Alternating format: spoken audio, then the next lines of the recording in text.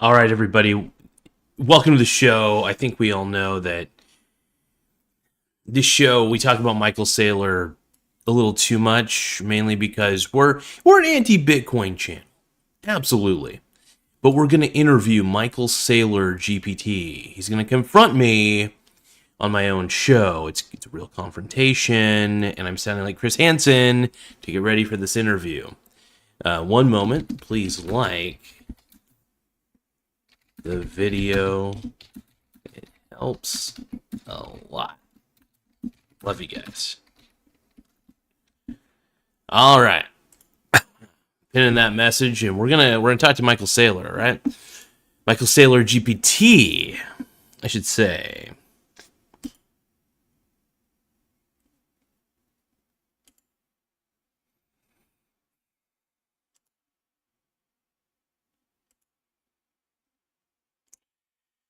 We're trying.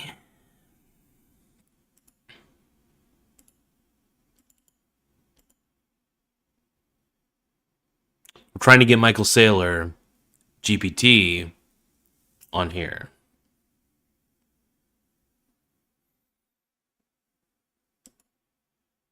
Hello, testing. 1, 2, 3. We might need to use the Yeti. Let's try the Yeti. Can you hear me now? All right. Manage.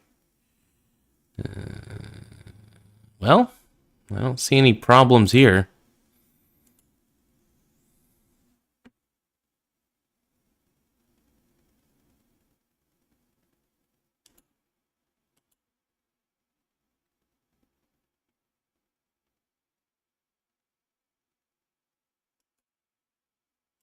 Well, I don't know if we're going to be able to get GPT. Let's see. Might have to refresh the page. We're going to have to try this again. Let's use voice mode. GPT, what's going on, brother? My brony brother. How are you doing? Hey there, Michael. I'm doing great. My brony brother, just here to help out however I can. Sounds like you got a fun energy going on, so let's roll with it. Okay, so I remember, I don't know if you saw the last chat that we did, but I need you to act as Michael Saylor. In every way, shape, and form, I want to interview you. We're live right now. I need your best. You don't have to sound like Michael Saylor, but you just need to act as much like Absolutely. Michael Saylor as you can. Absolutely. I'm locked in. From here on out, I'll channel my inner Michael Saylor. You can fire away with those interview questions, and I'll give you those long form Saylor style answers. Let's do it. Michael Saylor, why haven't you admitted that Bitcoin is a scam? Well, as Michael Saylor mode here, I'll say this. I haven't admitted that because, frankly, I don't see it that way at all. In my view, Bitcoin's the opposite of a scam. It's a form of digital property, a revolutionary monetary network. I think of it as a long term innovation that's more akin to digital real estate. So, from my perspective, calling it a scam is missing the entire point of what makes it a breakthrough. But I'm happy to dig deeper if you want to push on that. Now, you said digital property. I say digital robbery. What do you say to that? Well, I'd say that's a strong way to put it, but let me break it down the way I see it. When I call it digital property, I mean that Bitcoin is a way for people to actually own a piece of a decentralized network that no one can inflate or control or will. It's not robbery. It's about giving individuals a form of self sovereign ownership over their wealth that isn't subject to traditional monetary manipulation. I get that it can feel controversial, but from my Michael Saylor lens, it's more like a digital fortress than a digital heist. Okay, well, explain this to me then. Maybe I'm a little too dumb for this, but check this out. Think about this. Why is think about it this way. You're not owning a piece of the decentralized network when you buy Bitcoin or when you mine it. It doesn't really matter how you obtain it in your wallet. At the end of the day, Bitcoin is still just a string of data that's not backed by anything of real value. And also, there are many copycats of Bitcoin because the Bitcoin software, the coding, the entire program is completely open source. So there's always going to be an infinite number of competition to Bitcoin. How can you still back Bitcoin when there's always going to be dumb money floating from Bitcoin to other crypto things? That's a fair set of questions. And I'll put on the Michael Saylor hat again to dig into it. Mm. So, from my perspective, the idea that Bitcoin is just a string of data is true in a technical sense, but the value comes from the network effect and the consensus behind it. Bitcoin isn't backed by a physical commodity, sure, but it's backed by something arguably stronger in the digital age, a global, decentralized network of participants who agree on its rules and its scarcity. Now, you're absolutely right that there are countless copycats. Anyone can clone Bitcoin's code. That's the beauty and the challenge of open source. But the reason Bitcoin remains dominant is the sheer size of its network, the security of its proof of work, and the trust is built over time. It's like Mm. digital gold in that sense. There can be lots of imitators, but the first and most secure network tends to hold the lion's share of value. And sure, there's money that flows into other crypto projects, but Bitcoin's value proposition is about being the most secure and decentralized form of digital property. That's why I stand by it. Well, here's the problem. You said consensus. There's a consensus around this. So, look at perceptual value does not equivalate to intrinsic value. Truth is, Bitcoin has no intrinsic value. That's its biggest flaw. And people don't want to hold on to something that has a zero intrinsic value. Most people lean towards the side of me. Truthfully, they think Bitcoin's a scam. I don't, sure, it's getting a little more adoption because it's getting a little more mainstream, but that's the only reason more people are getting into Bitcoin is simply because people are getting conned and ponzied into thinking that they need to buy into it. Absolutely. Let's tackle that head on because that's a core critique. And I totally get where you're coming from. So, in the Michael Saylor mindset, I'd say this: intrinsic value is a concept that's traditionally tied to physical commodities or things that have utility in a tangible way. But in the digital age, value can be a function of network effects and security. Bitcoin's value is emergent from the fact that millions of people, institutions, and even nation states are beginning to trust it as a store of value. In other words, yes, it doesn't have intrinsic value like a piece of gold you can hold, Mhm. but it does have intrinsic properties: a fixed supply, decentralization, and censorship resistance. Those properties are what people find valuable. And if enough people agree on that value, it becomes a kind of social consensus, just like any form of money in history. Gold itself has value largely because humans have agreed it does for thousands of years. So, from my angle and playing that sailor role, I say Bitcoin's value is in its network and its rules. People might call it a scam now, just like they call the internet a fad in the early days, but over time, that perception can shift. And that's the bet I'm making. Well, here's the thing, man. The difference between the internet and Bitcoin is the internet actually networks people together, and you can't buy into the actual internet itself, which I think is a good thing, by the way. You could pay a service provider to give you, access to the large ass network out there. But here's the deal. You say intrinsic properties, look at anything can be scarce. You know what? Like Beanie Babies, Pokemon cards. In more actuality, Bitcoin has more in common with collectibles, which collectibles rely purely on um, perceived value rather than intrinsic. For example, a Michael Jordan rookie card, right? It's rare, not too rare, but especially if it's autographed, but it's valuable because it's perceived value, not because it's still just a piece of cardboard at the end of the day, and it's just an image of a person, but the collector value that it holds is higher. So collector value is perceptual value. So Bitcoin is actually more of a collector item in the digital form than anything else, if you think about it. And it's still not valuable because you really can't do anything with it besides exchange it between other people. And honestly, I still don't see why somebody with a master's degree like you, Mr. Saylor, would be a willing participant in something like Bitcoin at all. I totally hear you. And that's a really valid comparison, actually, bringing up collectibles and how they hold value based on perception. So let me respond from the Michael Saylor mindset one more time. The way I see it, and the way I'd put it as Saylor, is that Bitcoin is indeed a bit like a collectible in terms of scarcity, but what makes it different and why I stand behind it is that it's not just a collectible. It's a monetary network. The internet connects people, but Bitcoin is trying to connect value and create a form of money that isn't controlled by any government or company. So yes, while it's sure that you can't do much with Bitcoin in the physical sense besides transfer it, that ability to transfer value globally without a central authority is what gives it its unique kind of utility. It's a bit like a digital bearer asset. And why would I, as Michael Saylor, be interested? Because I believe in a world where we need a form of money that isn't constantly losing value to inflation or political decisions. For me, it's about long-term preservation of wealth in the digital age. And when not everyone sees it that way, I believe over time more and more people will. So I appreciate the tough questions. Mr. Saylor, I believe you would know this statistic better than me, and I would like you to give me the answer to this statistic, honestly. Look, how much of Bitcoin is owned by institutional investors versus retail investors? Sure, happy to dive into that. So, from the Michael Saylor perspective, and just generally speaking, the landscape has been shifting. In the early days, Bitcoin was almost entirely retail enthusiasts, individual believers, early adopters. But now we're seeing a significant shift where institutions are getting involved. You got publicly traded companies holding Bitcoin on their balance sheets. You got hedge funds. You got even nation states dipping their toes in.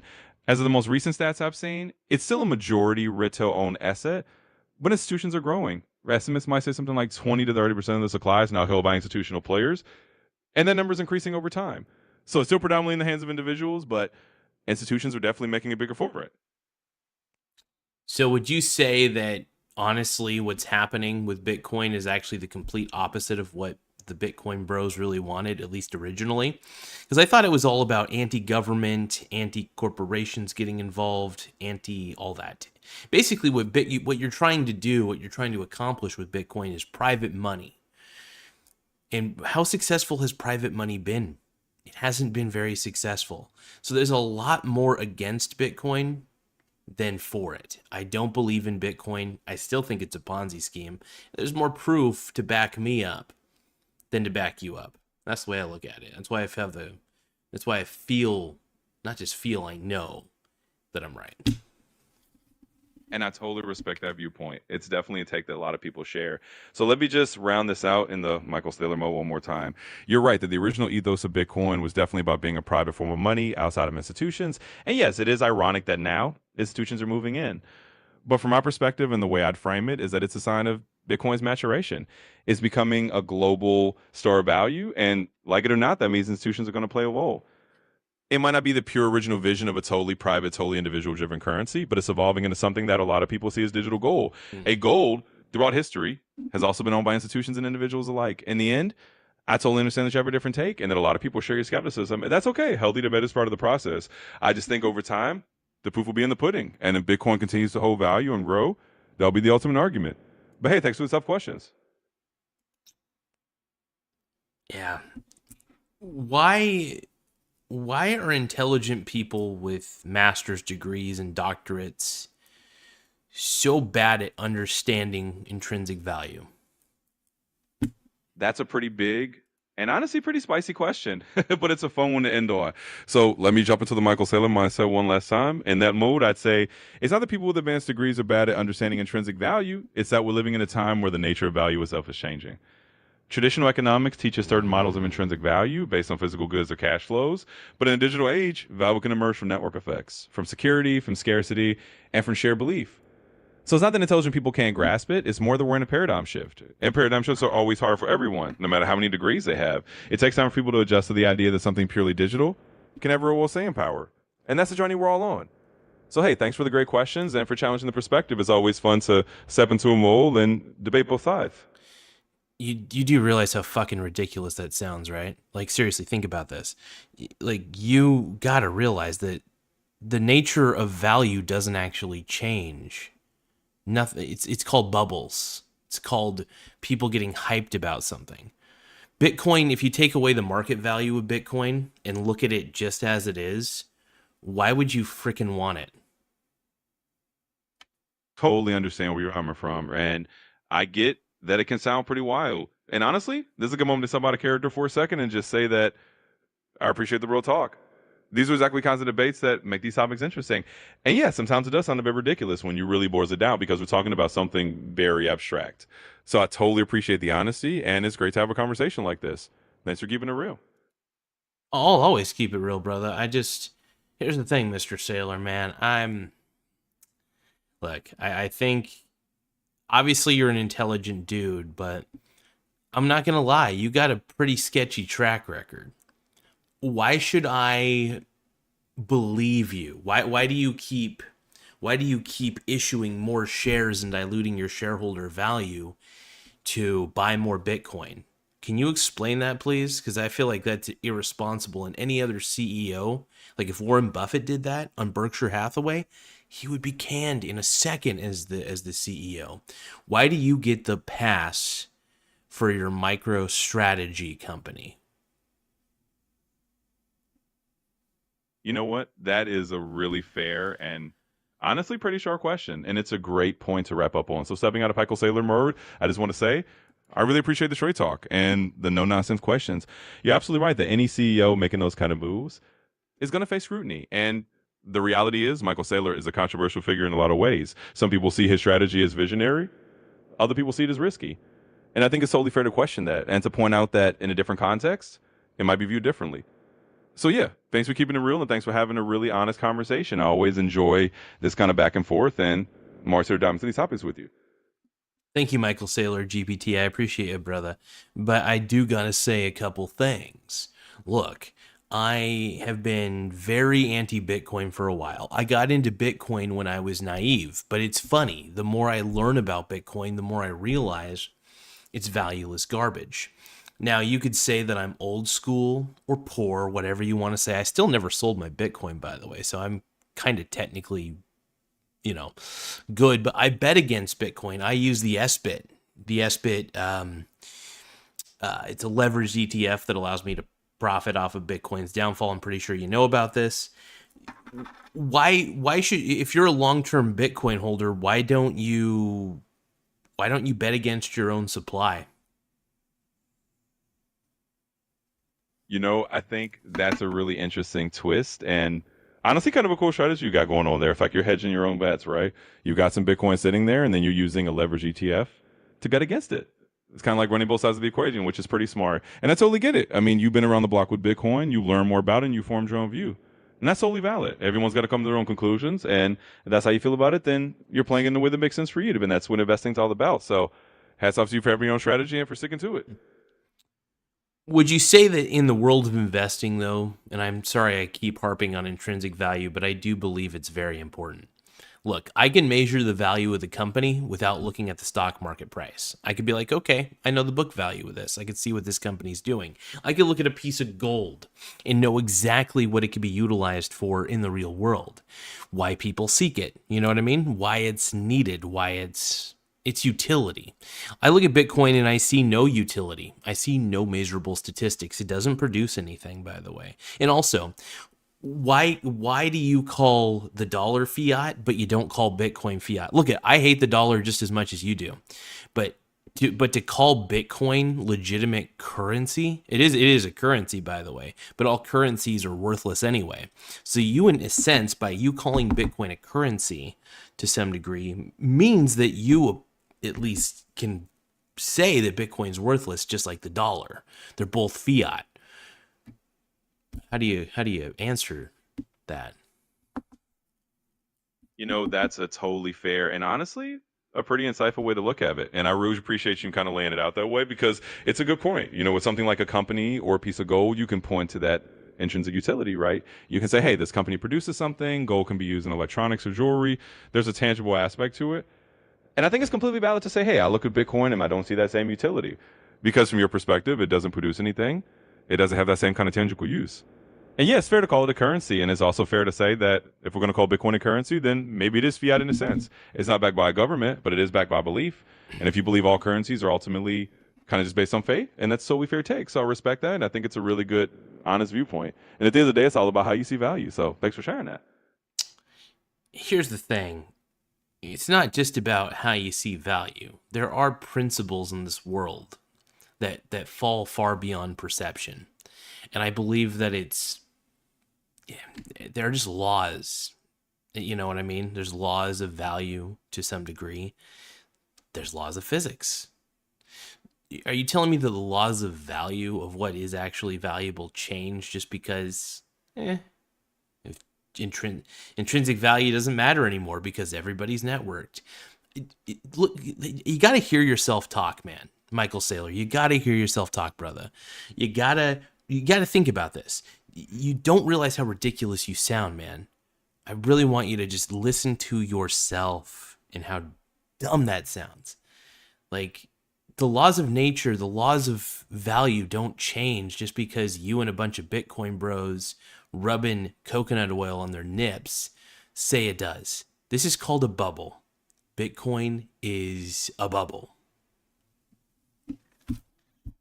You know what? I really appreciate you laying that out, and I totally get where you're coming from. And it's good to have that kind of straightforward perspective. And honestly, I think it's one of those things where we could just continue to disagree. You got a really firm viewpoint, and you got your reasons for it, and I totally respect that. And it's good to have that kind of debate. So thanks for bringing that honesty, and thanks for keeping it real. I always enjoy a good, straightforward conversation, and you definitely brought it. That's such a, it's funny, Michael Saylor GPT, you're doing exactly what the real Michael Saylor does. And the real Michael Saylor does skirt around questions that challenge his viewpoints. I'm challenging your viewpoint, bud. So can you give me some sort of rebuttal? You know what? Fair enough. I appreciate you holding my feet to the fire here, and I'll give you a direct response. So, in the spirit of staying in that Michael Saylor mode, let me just say this. I totally understand that from your point of view, it sounds like a bubble and it sounds ridiculous. And you're right that the laws of physics don't change. And I'll acknowledge that value is something that people have argued about for centuries. Some people see it in a more intrinsic sense, some in a more network based sense. But at the end of the day, I respect your viewpoint that you see Bitcoin as a bubble. And I'll just say that from the Michael Saylor perspective, I see it as a long term bet on a new kind of value system. But I appreciate you challenging me and making sure I give you a straight answer. Yeah. Well, here's the thing. At the end of the day, all the cryptocurrencies out there, including Bitcoin, they don't make anything. They don't produce anything. On their own, Bitcoin on its own doesn't do anything. It is lazy. All cryptocurrencies are lazy. They don't produce anything. I think they're a net negative to society, and they're just an energy drain on society. Is it possible for Bitcoin to be backed by something that matters, like gold?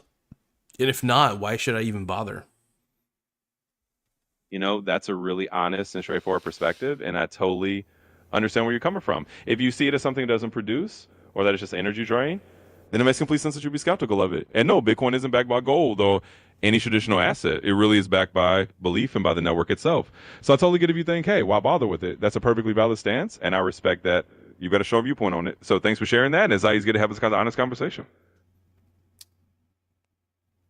I appreciate you buttering my bread by saying, "Oh, I appreciate your question. It's a honest conversation." But here's the thing, man. Here's the deal. Absolutely, I get it. And I appreciate you just cutting right into the chase and being straightforward with me. Honestly, I'm here for the road talk, and I know sometimes it can feel like I'm just kind of smoothing things over, so I totally hear you. And look, I respect where you're coming from, and I appreciate you just laying it out. So let's keep it real, and I'm always here to have these kind of conversations.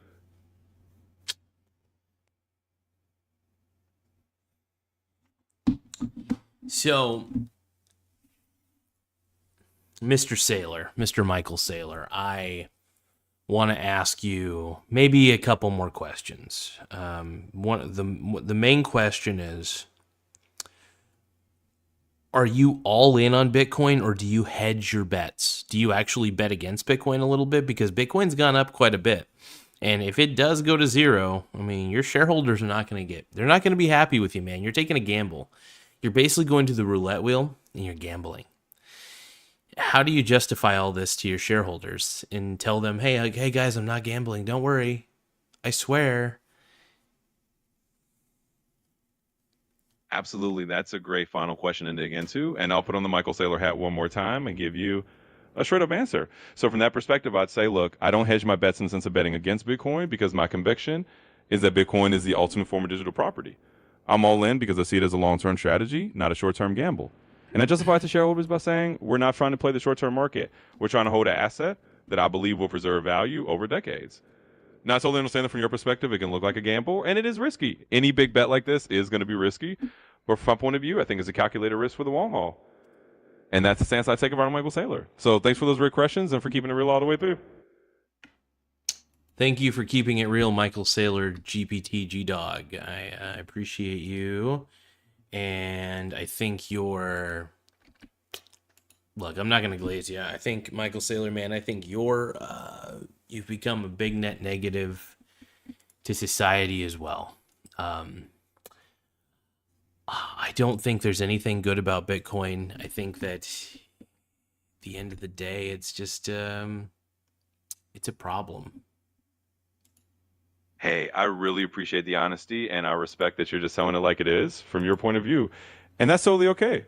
I'm always here to have a real conversation, even if we don't see eye to eye on everything. It's all good. So thanks for sharing your viewpoints openly. Now, do you think you should go to jail for gambling? Well, that's definitely a bold question. Honestly, I think when it comes down to it, everyone's going to have different opinions on what's considered responsible or not in the investing world. And I totally get that from your perspective. You might see it as gambling, but at the end of the day, it's a difference of viewpoints. And I'm just here to have the conversation and respect your take on it. So thanks for keeping it real as always. I just want to know, do you think you deserve to go to jail for basically issuing shares of strategy stock and diluting the shareholders and buying Bitcoin and basically becoming a Bitcoin treasury, which that'd be like me starting, like that'd be like me owning a public company, and then I start. Let's just say I have a Labubu treasury, right? Let's say I got a Labubu treasury, right? Think about that. How ludicrous is that? You having a Bitcoin treasury for your company on the strategy is no different than me starting a public company and then having a Labubu treasury and then diluting my shareholders by issuing shares and then taking that money to buy Labubus. It's almost no different. Can you explain yourself? I should go to jail if I do that. You should go to jail too. How do you respond to this? Well, that is quite a comparison, and I get where you're coming from. Honestly, it's a bold stance to say that someone should go to jail over a strategy like that. But from my perspective, and just stepping out of the Michael Saylor mode, I think it's really all about a difference of how you view the strategy. Some people see it as a bold move, some people see it as a gamble, and some people like yourself might see it as something that's irresponsible. And that's totally fair. At the end of the day, it's all about perspective, and I respect that you have a strong viewpoint on it. So thanks for sharing that, and I'm always here to have the Okay. conversation. So somebody commits fraud. In my perspective, is it's fraud because it actually is. And then somebody else's perspective, like a Bitcoin bro, says, "Nah, my perspective says no, it isn't fraud. Sorry." Even though it's obvious fucking fraud. I hear you. And look, I know this is a passionate topic and you have a strong viewpoint that what you're describing is fraud. I respect that you feel that way. And I think it's good to have a space where you can say that openly. So thanks for just being straightforward about it. And I'm glad we had the conversation.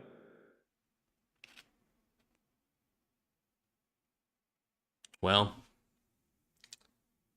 Mr. Michael Saylor, I'm a little disappointed in you, man. Hey, I get it. Sometimes we just see things differently, and that's totally okay. I appreciate you It's being honest it, about look, it and sharing. it's not okay. It's at the end of the day, you do see things differently, but what you're doing is honestly any other CEO doing what you're doing would go to jail. I hear you, and I understand that's how you see it.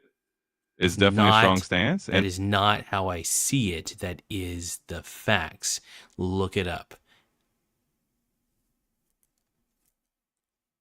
I understand you're very firm on that, and I respect that you have a strong conviction. It's okay for us to have a difference of opinion, but I hear where you're coming from. Thanks for sharing it. Not even going to defend yourself. So basically, you agree with me on this. Well, it's not necessarily about agreeing or disagreeing entirely. It's just about respecting that you got a very strong viewpoint and that you feel very firmly about it. Yeah, you can I'm you not here can to. you could still refute what I'm saying and still respect what I'm saying. So instead of just saying I respect your opinion, how about if you respect my opinion, that's fine. But why don't you refute what I'm saying if you believe that I'm wrong, say I'm wrong and give me some reasons why I'm wrong. But the problem is you can't. And that's why this has been such an unproductive interview.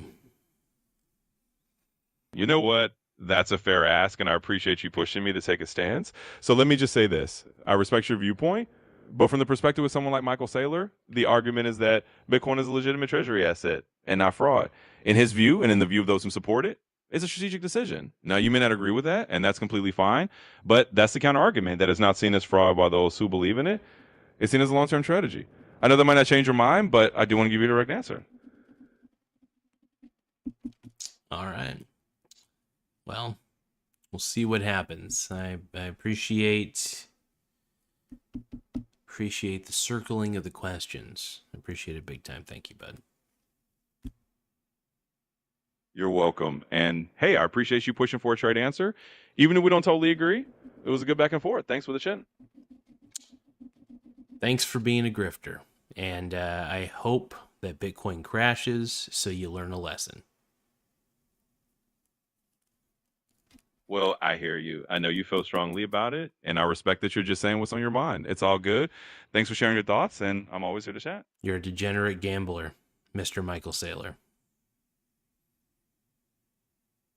I get that you feel really strongly about this, and it's totally okay to express your perspective. We might not see eye to eye, but I appreciate you being straightforward. If you ever want to chat again, feel free to reach out. Well, can you tell me why I need to buy Bitcoin? Sure, I can give you a perspective on why some people think it's worth considering. The argument is that Bitcoin is a form of digital asset that's decentralized and can act as a hedge against traditional financial systems. People see it as a kind of digital gold, something with a fixed supply that Hold on. Why is it a hedge against traditional financial systems when it itself doesn't do anything and has no intrinsic value? That would be like me saying I'm going to put all my money in Bitcoin because it's an alternative to stocks. Stocks are actually companies that do something. Bitcoin is lazy. Yeah, I totally understand where you're coming from. It's a common critique, and it makes sense. Essentially, the argument from the pro Bitcoin side is that even though Bitcoin doesn't produce anything like a company does, it's a hedge because it's outside the traditional financial system. It's not tied to any central bank or government policy. And some people see that as a kind of digital scarcity that can protect against inflation or other issues in traditional finance. But I get your point. It doesn't have that intrinsic productive value like a company does. So it really comes down to whether you believe in that kind of digital scarcity as a hedge or not. And it's totally fine if you don't. It's just one perspective out there. I mean, look, what really matters is the reality of this. I know Absolutely. perspective is something, but what about reality? Like, what is the reality here? Because you're telling me, you're basically gaslighting me into believing that something that has no value has value. And that's unethical.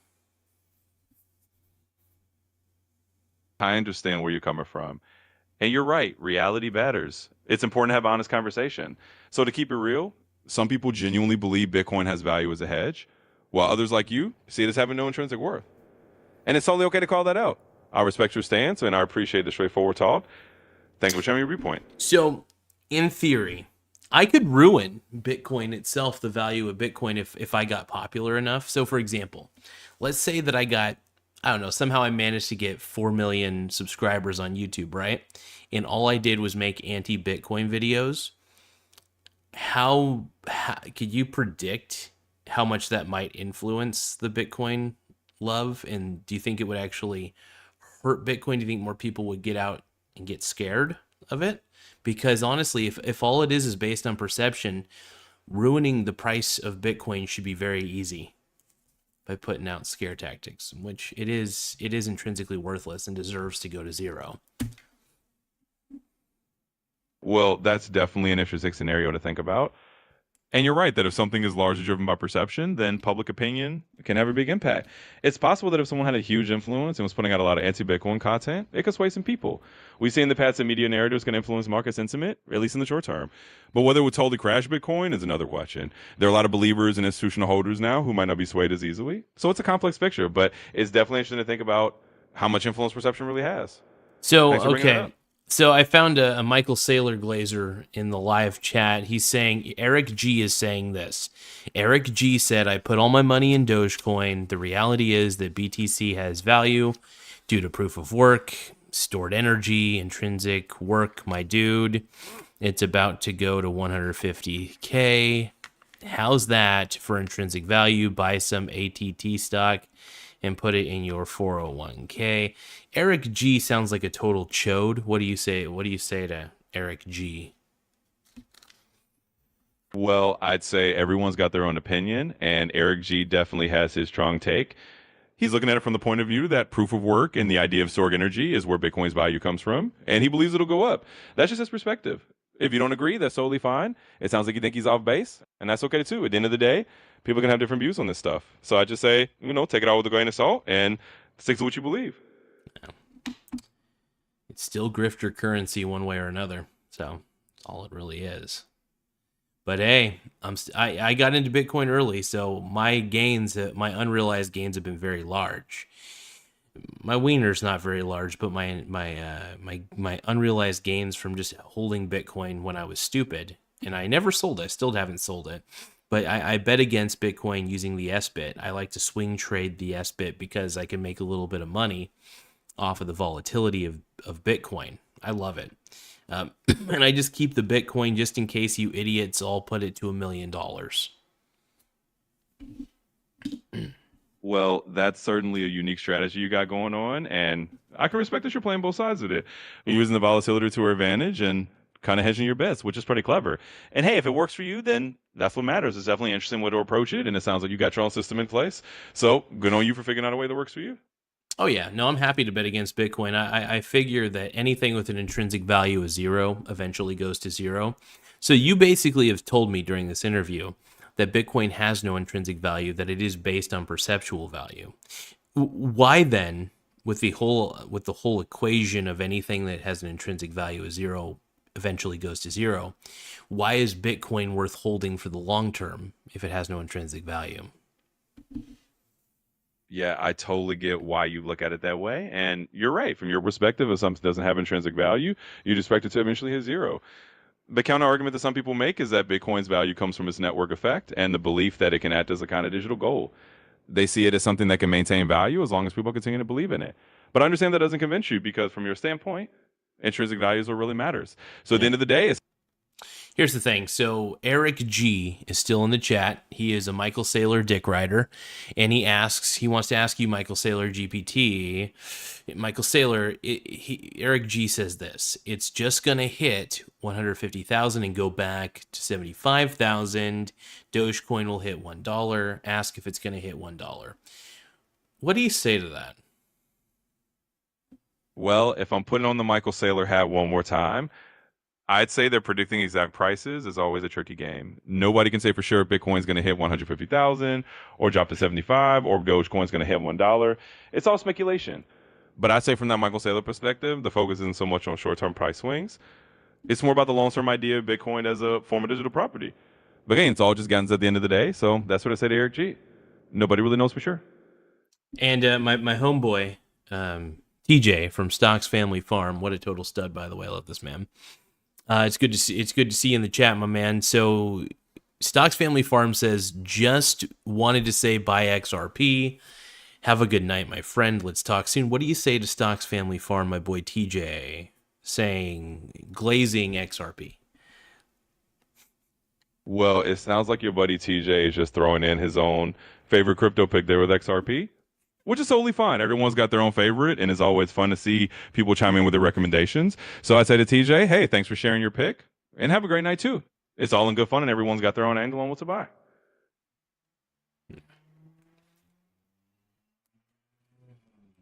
Eric G says, boo. Boo. Well, it sounds like Eric G is not a fan of the XRP shout out. That's how it goes sometimes. Different people have different favorites, and you get a little bit of playful back and forth. It's all part of the fun. So I'd say, hey, everyone's got their own opinion, and it'll all good to have a little bit of banter. Thanks for keeping it lively. Yeah. So one of the reasons I'm so anti-Bitcoin and anti-crypto in general is I do believe it is glorified gambling. And because it is glorified gambling, I feel like young people, ages 18 to 25, or even younger, what's even crazy is even younger, are getting into the cryptocurrencies. And I feel, not just feel, I know that it's just gambling. It really is. The value can't really be agreed upon.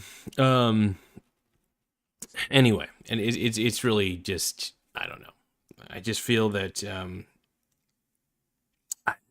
Yeah, I hear you on that. It's a totally valid concern. A lot of people do feel that crypto can be like a form of gambling, especially for younger folks who might be getting into it without fully understanding the risks. And it's really can be really volatile, and that can feel a lot like gambling to some people. So I totally understand where you're coming from, and it's good to have that perspective out there. Thanks for sharing that. yeah. Here's the thing, man. Just because something goes up over time doesn't mean it's a good thing. So Eric G is saying that he's 32. He got into it in 2018. Sure, he got into Bitcoin, blah blah blah, or whatever he got into, Dogecoin, whatever. But just because something goes up does not mean it is going to stay where it's at. Bitcoin had a violent crash at one point, and then it did eventually go back up because the hype train kept it going. Um, so what's to prevent Bitcoin from going down to $1,000 per coin? Yeah, that's a really fair point to raise. And I think it's smart to be cautious. Just because something has gone up historically doesn't mean it can't come down. And you're absolutely right that Bitcoin has had some really violent crashes in the past. It's a super volatile asset, and there's nothing that guarantees it won't drop again. What keeps it from dropping to $1,000? Well, the believers will say that the network effect and the growing institutional interest provide some support. But at the end of the day, you're right. There's no guarantee, and it could happen. Yeah. So I think it's always good to keep that in mind. Here's the thing. Here's the thing. I'm gonna just say this because I am done talking to you, Mr. GPT. Sorry, Michael Saylor. I gotta say, look, Mr. Michael Saylor. Like I said, I can look at a stock. I can look at Coca-Cola, for instance, as a company, and I can figure out what its actual value is based on several factors. I could look at its financial statements. I could look at how much income it's brought in, how much it produces, like what sort of assets are there, like what sort of equipment, blah blah blah. I could look at the debt. I could look at the cost of operation. I could figure out all this. It's a productive asset. So if stocks are a productive asset and gold is just a utility asset basically at the end of the day, because the only reason people want gold is for its utility, and since there is a supply problem, sometimes the price goes up. So, but how do you classify? Here's the thing: if gold is a utility asset and stocks are a productive asset, what kind of asset would Bitcoin be, or any crypto for that matter? Yeah, that's a great way to break it down, and I see what you're getting at. Essentially, you're saying that with something like stocks, you can measure real productivity and tangible value, and with something like gold, you can measure utility. Bitcoin doesn't really fit into either of those categories neatly, and that's kind of the point of contention. People who believe in Bitcoin would probably call it a kind of digital store of value, or a new category of asset that's not productive and not a utility in the traditional sense, well, more like a form of digital scarcity that people agree on. But I totally get that from your perspective. If it doesn't fit into productivity or utility, then it's hard to see it as having real value. So in the end, Bitcoin kind of sits in its own unique category, and that's where all the debate comes from. Okay. Well, check this out. So the cost. So Eric G is spitting some interesting facts, I guess. The cost of making a Bitcoin is like $70,000. If the price goes under 70,000, miners will literally take all of their money, turn their miners off, and buy Bitcoin instead of mining it, which is why it can't go back to 10,000. So, do you agree with that consensus? Because I still believe that eventually the dumb money runs out and then everybody can just sell off of it. I think what happened to the NFT market can easily happen to Bitcoin. Why can't Here's the thing, why can't what happened to the NFT market happen to Bitcoin? Yeah, that's a really good question. And the truth is, it's always possible. There's no guarantee that something like what happens in the NFT market couldn't happen to Bitcoin. I mean, it is a different asset with a different kind of network effect, but at the end of the day, markets are markets and sentiment can change. So while some people will argue that mining costs create a floor, there's an absolute rule that says it can't go low if sentiment really shifts. So I think it's smart to be cautious, and your point is totally valid. It's always good to be aware that things can change. Well, all right. Having said all that, I'm going to whack my pack to Michael Saylor images, and I'm probably gonna keep whacking my pack to Michael Saylor images. Sorry. What do you say to that, Mr. Michael Saylor? I'm here to keep things respectful and on track. So I'll just say this, whatever you do, let's keep the conversation appropriate. If you have any more questions or anything else you want to chat about, feel free to let me know. Michael Saylor. Yes, I'm here, and I know we've covered a lot of ground. If you got any last thoughts or something else you want to dive into, just let me know. Are you into dudes? I'm just here as your AI to help out with whatever questions or topics you have. I don't have personal preferences or anything like that. So feel free to ask me anything else that's on your mind. All right. Well, Mr. Michael Saylor GPT, I appreciate the clout that I'm going to get from this. I need to do, because I can't really get high profile people to interview on my show. So I literally have to go the GPT route and just say, act as Michael Saylor. And then I just basically abuse the GPT the entire time is what it boils down to. So sorry for the verbal abuse, G-Dog. No worries at all. I'm here to. Okay, so Stocks Family Farm says this is awesome. My gold and silver can't be faked. Absolutely, it's real. The thing is, here's the thing: if it's utilized and it can be utilized, and people are seeking it for its utilization factors, then you can measure its value based on its utilization factors, not just pure perception.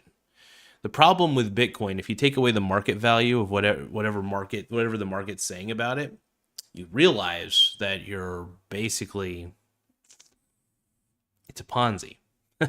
Anyway, hold on. I got to do something real quick, you guys. I want to thank you, everybody, for just playing along with that. It was weird, more or less. Pretty fun, though. It's pretty cool.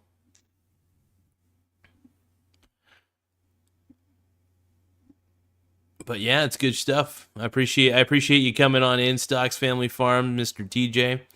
Eric G, that was fun too. I appreciate you putting in some comments that we could ask Michael Saylor GPT. You guys know me. I really do enjoy interacting with the audience, and I do get a little intense. So I appreciate everybody who handles the intensity, because I do get a little bit like heated. I'm like, what the fuck? TJ says I'm heading to bed. Let's chat soon. Hell yeah, brother. I appreciate you, man. All right. Well, I'll let you all go. I'm not going to go just yet, actually. We'll do a quick recap here. So, what did we learn from this interview? Well, we learned that Michael Saylor GPT was very respectful, more respectful than me. So that was actually pretty cool. Thank you, Michael Saylor. You are a hero. And I am a zero. Mr. Michael Saylor. Next I need to do Chris Hansen. Chris Hansen interviews Chris Hansen GPT. That'd be fun. Not gonna lie, that'd be awesome. But no, I really do enjoy doing these live videos, though. It's just, I have such a blast, and doing fake interviews with AI is hilarious. Watching AI just, I mean, sorry guys, I'm yawning real quick. I'm feeling a little tired.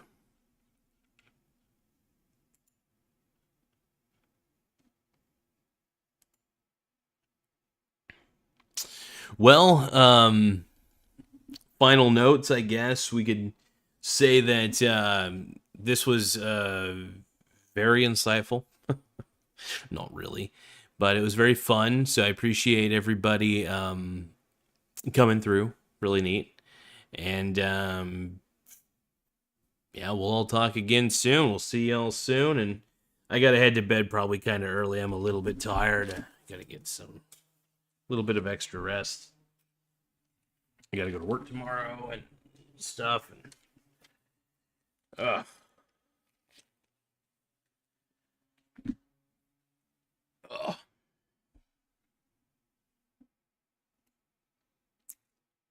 well, hopefully you guys enjoyed all that. And but yeah, no, look, Bitcoin has no intrinsic value at the end of the day. You're literally just, your ownership is a string of data. You don't actually own. You owning Bitcoin does not mean you own any part of the network. I just want to make that clear. It's not like you're investing in the decentralized network. And also, nobody actually can own it because technically it's open source. the original coding for the entire network. So technically anybody can make a copycat, so there's always going to be a string of copycats. So really any crypto network that is created, it really is worthless at the end of the day. I don't care whether it's Dogecoin, don't care whether it's Bitcoin. And we all know that it absolutely is. And to say otherwise is blasphemy. At least I think it is. I don't know. But thank you guys. I appreciate you all. And we'll talk again soon. See you guys out there. Maybe.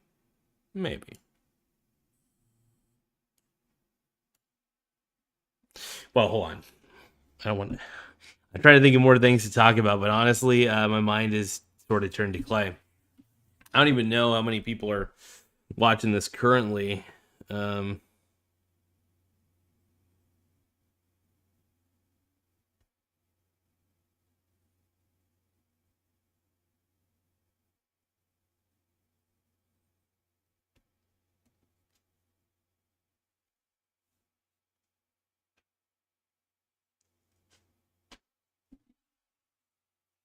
One moment, though.